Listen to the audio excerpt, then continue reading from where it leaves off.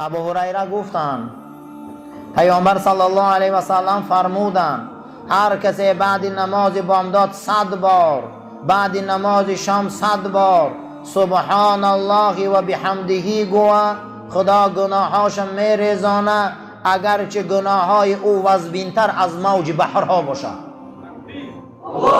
یعنی که گناهی همون از بحرم وزبین باشه به 100 بار سبحان الله و بحمده میریخته. هیچ نه در پیش رحمت خدا هیچی ای گناهی ما به یک استغفر الله کوهی گناه را خدا میسوزانه. رحمت شد. ابو هریره روایت کردند که جناب پیغمبر فرمودند هر کسی گو لا اله الا الله وحده لا شریک له له الملك و له الحمد و هو على كل شيء قدیر فی یوم 100 مرة کانت له عدل. اگر 100 بار گو خدا ای را عادل کتابت میکرده با برکت این کلمه 10 نفری خوانندگیش هم ای جهنم خلاص میکرده. حدیث رسول اکرم ای پیامبر اکرم فرمودن هر کسی فرزند شه میبره پیش تعلیم دهنده و دامولا او بسم الله الرحمن الرحیم درست یاد میگیره خدا 7 پشتش ای جهنم خلاص میکنه. علم نمینه برادرو کسی فرزند شه میبره یا بسم الله نشان میتیه کفارت او در 7 پشتش ثوابش میرسیده. خدا برای او 100 حسنه میتیه 100 گناهش خط میزنه. پروردگار برای او یک نگهبان میداده که ای شیطان یک سوتکه او را نگاه میکرده. ولم یأت احد بافضل مما جاء به. یگان انسان از امت رسول اکرم صلی الله علیه و سلم ندیدیم گفته پیامبر صحابه که مثل این ذکر گو و نزد خدا مرتبه پیدا نکنه الا رجل عمل اکثر منه. رواه بخاری. امام بخاری آورده است که هر مرد انمی کلمه را زیاد گوه در نزد خدا محبوب است. خدا او را دوست می‌داره. لا اله الا الله وحده لا شریک له. حدیث ابی عیاش بدای رسول اکرم صلی الله علیه و سلم فرمودند هر کسی گو در وقت صبح لا اله الا الله وحده لا شریک له له الملك و له الحمد و هو على كل شیء قدیر، پروردگار او را عادل میگردانه مثل فرزند اسماعیل در زمین عدالت داد. فرزند اسماعیل کیه؟ رسول اکرم صلی الله علیه و سلم. مثل فرزند اسماعیل رسول اکرم در این زمین شهامت داد، عدل داد، تقوا داد. کسی این کلمه را گوه فردا همچون عادل در پره فرزند اسماعیل میسته. گوینده های این کلمه فردا در پره رسول اکرم بدیم. برای او 10 حسنات خدا می نویسد، 10 کمبودش پس میکنه، 10 درجه در آبروش بلند میکنه، از شیطان نگاهش میکنه.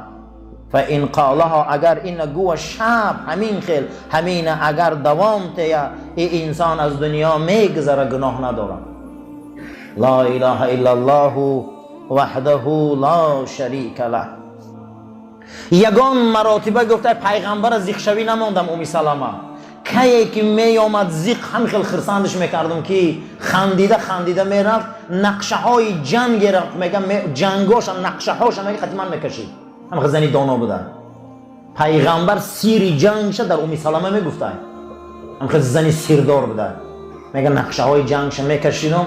حدیثی در مناقب عایشه مادرمان میبیاره میگه روز رسول اکرم آمد خانه همین قدر زیق بود نمیدونم چی زیقه داشت که همین قدر که کردم خرسان کردن نتونستم شو شد. همین شو که نوبتی مقصد خونی من بود بستری من بود شوام فرا رسید نگاه کردم حضرت زیقم میگه. بعد از او گفتم چوکر زیق حضرت هم که زمه دو خی هم که صعوبت میگه گرد نمیزد آرام بود. گفتم یا پیشنهادت میکنم. گفت چی پیشنهاد؟ گفت که ما همسالمون پیر شد سرمون سفید شد یوشیمون رفت همین بین زنادا میدونم که عایشه یوشتره بیا من اومی اچرد من میگه عایشه رو بخشیدم. همین نگاه کردم میگه دهن حضرت تی چه دای خندیدنم خیز میگه حضرت ریداشو پوشیده رفت. گو آخران برم خرسندش کردم که اچرد عایشه رو دادم. خدا رحمت کنه او زنای صدر اسلام ها. گو من میدونم عایشه رو خیلی در بین ما محبوب داری، هم یوشای هم جوانای. من آچرد مگو عایشه رو دادم گو دیگه خیلی نام میگم نگاه کردم که دندانای ناب شکاری پیغمبر میگه لباش نمایان شد. حضرت میگه خیسن رفتن میگم اون شب. این خیلی زنها بودن در صدر اسلام، این گونه زنهای بزرگ بودن. برای همین حضرت کسی صبر کنه در مصیبت و بلا و آفت طاقت کنه، همون پیاله صبر نوشه، مکافاتش غلبه خدا بده، بخشش خدا خونش. الحمدلله چقدر در نعمتیم. فرزند آدم، حسن بصری گفته است ایمان و خیانت در یک دل جمع نمی شود. بعد از او پرسیدند که چخیل ایمان و خیانت جمع نمی شود؟ خائن کیست و مؤمن کیست؟ گو هر کسی که همسایش از وی راضی نباشه و خائن است. خائن که بوده در اسلام؟ کسی که همسایش از وی چی است؟ ناراض است. دوم کسی که ای دست وی دیگر مردم ها سالم نمانند، حالی وی مسلمانی کامل نیست. الیس قد روی پیغمبر خدا صلی الله علیه و سلم فرموده لا ایمان لمن لا امانت له. هیچ کس صاحب ایمان کامل نمیشه و تا امانتدار نباشد. هیچ کس دیندار نگوه تا معاملگی همسایگی نداشته باشد. شما آدمایی که معاملگی همسایگی ندارن و یا شما دیندار نگویید. همسایه باید از ما راضی باشند. انا این بود میگه عادت صحابه، انا این بود میگه قدر، انا این تربیت ها را کنه میگه قسم به خدا قدر پیدا میکنه، قدر پیدا میکنه. میگه انا این بود میگه حال صحابه و تابعین. وعن ابي مالك الاشعري رضي الله عنه قال قال رسول الله صلى الله عليه وسلم ما من رجل يستيقظ من الليل فيوقظ امرأته. ابو مالک اشعری میگه پیغمبر خدا صلی الله علیه و سلم فرمودن هر مرد شب میخیزه زنش بیدار میکنه، با وجودی که چشمای زنش خودش خواب غلبه کردگی ای، نزح فی وجهها ما آب در روی همسرش میپاشه، گودکاش میخیزانه، فیقومان میخیزن در خانهشان، فیذکران ذکر خدای عزوجل رو میکنن. یک ساعتی که در شب اینها میخیزن یاد خدا میکنن، یک ساعت و مکافاتش گناهی 1 سال عفو میکنن. کسی که اگر زنش با میخیزانه قتیش، کودکاش میخیزانه 1 ساعت ذکر میکنن، 1 ساعت نماز میخوانن، 1 ساعت تسبیح میگن. روایت امام بخاری و مسلم طبرانی هم روایت کرده خدا گناهی 1 سالش عفو میکرده. الحمدلله. وقد روی ان رجلا شتم ابا ذر. حضرت روایت کردن حسن بصری مرد آمد میگه ابو ذر غفاری را صحابه رسول اکرم حقارت کرد. بعد ابو ذر گفت ان بینی و بین الجنه عقبتان، بین من و بین جنت بسیار امتحانهای وزبینه و بسیار چاههای وزبینه و گذشت وزبینه. هر چیزی که در حق من از تهمت و گپا گفتی، اگر حق باشی و من جنت نروم، گپای تو همش حقه. تو من سگم گفتی، خوگم گفتی، خرم گفتی، بین من و بین جنت مشکلات های زیاده. اگر من جنت نروم و دوزخ بران من، چی گپی که من گفتی همش حقه. لیکن من دوزخ نبرن و جنت روم، وای بر حالی که ایرو دعوا میکنم. من یک انسان آمده پرسید پیش معروف کرخی، یک از اولیای خدا داشت 6 تا، بسیار انسانی لجوج و احمق بود، ریش حضرت میگه دراز بود. گفت معروف کرخی همین ریشی شما خوبه یا دومی سگی من؟ میگه معرکه کلام، میگه خیستان که ایدار بیرون که گو چخش نشوید. با حضرت می آیه مبارکه را خوان که و اما من، پس هر کسی را که اوتی کتابه بیمینه، کتاب شده دست راست روز قیامت تیم.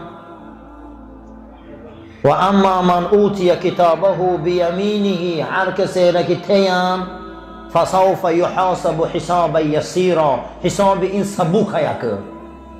فینقلبوا الی اهله مسرورا، طرف اهل و عیالش میدوه که ای مردم من امتحان گذاشتم خلاص خودو میرم که. و اما من اوتی کتابه وراء ظهره، اما اون کسی را کتاب ای پشت آوردن در دست چپش دادن، وای بر حالش او را جهنم میبرند. همون روز نامه اعمال دست راستی من دتیان، من آن روز ای ملائکه بزرگم. اگر همون روز نامه اعمال دست چپی من دتیان، ای ریش من و ای من همون سگی تو خوبه. برای همین برادرو ما را انمون روزه که جنت ده مهر میزنن رایی میکنن، آن روز ما مثل جبرائیل امینیم. آن روزه که اگر ما رو دوزخ برن بین ما و ابلیس یگان فرق نیست. برای همین به حسن بصری میگه نگاه میکرد 600 تا شاگرد، میگه نگاه میکرد میگه شما رو میبینم صحابه های پیغمبر به یاد میزنن. همه میگه خندیدن و خرسند شدن که ای زبان این امام بزرگ ما این را فهمیدیم. گو من شما را در ریش ساله گفته اسم، نه در غیرت شجاعت. با مگه دیگه همش آرام گرفتن. گو من شما را ریشمانی تا نگفته اسم، قدی صالحات و رنگی صحابه، غیرت شجاعت صحابه را نشما او را نداره و دیگه بدن. میگه همشون آرام گرفتن. برای همین حضرت ابوذر میگه دشنام داد، گفت که بین من و جنت عقبه های وزبین است. اگر همون روز ابوذر جنت برن کوی گفتگی هیچیه، یکت خالی بدن من خر گفتی هرچی گفتی، لیکن اگر من جنت نرفتم تو حق گفتی که من خر بدم هیچی بدم. من از روی تو دعوا میکنم اون روز وقتی من اگر جنت رفتم معلوم بود است که تو در حق من گمانی بد کردی. حضرت گفت و قیل شتم رجلان یک مرد دشنام داد در حضور حضرت. بعد از او اینش گفت لولا ان الله عز وجل یسمع لعجبتک. مگه اینش تا خورده گفت من دشنام لعنت کرده؟ گفت بله. گفت خدا میشنوه یا نه؟ اینش گفت بله میشنوه. گفت الهی اینم جواب تا خدا تیه. حضرت ابوبکر صدیق با یک مرد پرخاش کردن، جنجال کردن. رسول اکرم صلی الله علیه و سلم هم نشستگی بودن مجلس شونده. حضرت میخندیدن، میگه جنگی رو تماشا میکردن. او میگه ابوبکر شتم دشنام داد، حقارت کرد، لعنت گفت. حضرت ابوبکر خم بود. میگه حضرت ابوبکر هم سر کرد، میگه کار برآوردی او که جناب پیغمبر ای مجلس شون خیسن ای خونه برو آمدن بیرون. که ابوبکر میگه وقتی که جنگشون خلاص شدن میگه دویده آمده، گویا حضرت عمر دشنام میداد شما میخندیده، منم سر کردم شما برو اومدی ایوجا. گو ابوبکر وقتی که او تو را دشنام میداد تو صبر داشتی، دو ملائکه را پشت تو دیده بودن که جوابای همه لعنتای خودش در خودش نوشته بودن، دشناماشو در خودش نوشته بودن. همین که تو در لعنت و حقارت تام سر کردی، نگاه کردم ملائکه ها نیستن، ابلیس استاده در پیش تو. در جایی که ابلیس باشه پیغمبری آخر نمیساخی. یعنی که خیلی صحابه صبری کلام داشتن. صحابه ای که لشکری روم و فارس به زانو زد و پخت و پنخش برآورد، اما در بین خشامی چه صبر داشتیم. امروز زندگی ایمان، نمک ایمان ما صبره. حضرت میگه صبری و صحابه این خیلی بود. دشنام میدادن، میگه خدا میشنه و یا نه؟ و خدا الهی جزا تتیه. همین خیلی گفت رفت. میگه حضرت گفت از صبر و صبران، صبر دو تقسیم های، صبر نزد مصیبت و صبر نزد معصیت. شخصی که هر دی همین ده قادر شود دانه که نزد پروردگار ده اولین بنده حساب می شود. ما من جرأت احب الى الله عز وجل من جرأت مصیبت موجعة يتجرأها صاحبها بحسن أزاء وصبر أو جرأة غيظ يحملها بفضل عفو وحلم. حضرت حسن بصری گفتن یگان قده و پیاله را دوست داشته تر از نوشیدن آب صبر در نزد مصیبت ندیدم. مصیبتی که مردم اعزادار میکنه، گریان میکنه، دلش خون میکنه، آورده بزانو میغلطانه، این به صبر پیشواز میگیره. من دیدم که از قفاش عوف و غلبه خدا خونش آمد. پدرت دست میتهی، مادرت میتهی، بچت میتهی، زنت میتهی، شوهرت میتهی. اگر صبر پیشه میکردی مصیبتی که ما را خم میکنه به زمین به صبر خط راست میکردی از قفاش غلبه الله خونت میومده. انشاءالله امی سلمه مادرمانه وقتی شوهرشان میمرند پیش رسول اکرم میبیاد صلی الله علیه و سلم. حضرت میبینن که امی سلمه بسیار گریه داره، فرزندش یتیم مونده. میگه چی گریه داری؟ میگه حضرت میدونم که شوهرت مرد وزبینه. بعد گفت که صبر پیشه کن. گفت نعمت خدا خونت زیاد میشود. گفت ای شوهر نعمتی بزرگ است و پیغمبر، ایمی شو نعمتی بزرگ میشه زنده و من شو مای دست دادم. بعد ایده برآمدن رسول اکرم اسحالی رفتن بخشاندن، زوجه رسول اکرم شد. ای پیغمبر نعمتی بزرگ است، یعنی که پیغمبر ما معجزه میبینه. صبر پیشه کن. گفت خداوند نعمت خونت خودش میبیاره. امی سلمه صبر پیشه کرد. بعد 4 ماه و 10 روز رسول اکرم آساخالیش کردن، پیامبر زنشان شدن، ازواج مطهرات شدن. چرا در زمان صحابه و در زمان تابعین قدر قیمت بلند شد؟ چرا آنها قدر آبرو قیمت داشتن؟ یک تاش همین بده.